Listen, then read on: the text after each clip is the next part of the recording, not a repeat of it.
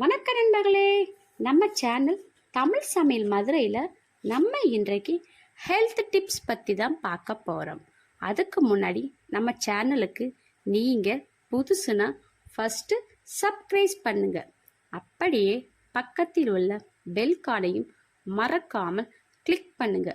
அப்போ தான் நான் அப்லோட் பண்ண வீடியோ உடனுக்குடன் உங்களுக்கு வந்து சேரும். நம்ம இன்றைக்கு புதினாவின் பயன்கள் பற்றி தான் பார்க்க போகிறோம். வாங்க வீடியோக்குள்ளே போகலாம். இந்த வீடியோவை முழுசாக ஸ்கிப் பண்ணாமல் பாருங்கள். அப்போ தான் இதன் பயன்கள் முழுசாக தெரியும்.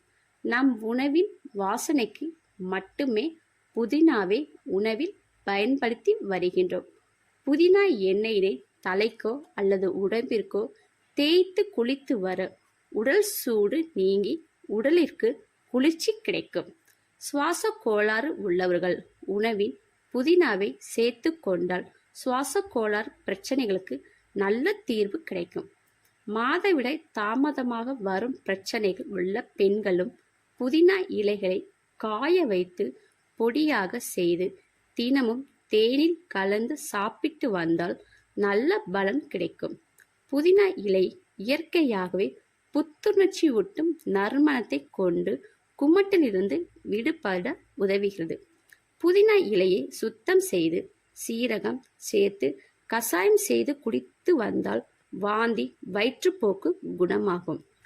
புதினா மஞ்சள் காமாலை, இருமல், இரத்த சோகை, நரம்பு தளர்ச்சி நோய்களை குணப்படுத்தவும் வல்லமை கொண்டது. புதினா அதிக அளவு கொழுப்பை குறைக்கிறது. உடல் எடையை குறைப்பதற்கும் புதினா பெரிதும் உதவுகிறது. புதினா கீரையை தொடர்ந்து பயன்படுத்தி வந்தால் இரத்தம் சுத்தமாகும். அடிக்கடி புதினாவை பயன்படுத்தி வந்தால் உடல் நோய் எதிர்ப்பு சக்தி அதிகரிக்கிறது. புதினாவில் என்னென்ன ரெசிபிகள் பண்ணலாம்? புதினா சட்னி, புதினா டீ, புதினா சாதம், புதினா புலாவ், புதினா தொக்கு. மேலும் இது போன்ற ஹெல்த் டிப்ஸ் தெரிந்து கொள்ள நம்ம சேனலுக்கு சப்போர்ட் பண்ணுங்க. மறக்காமல் லைக் அண்ட் ஷேர் பண்ணுங்க.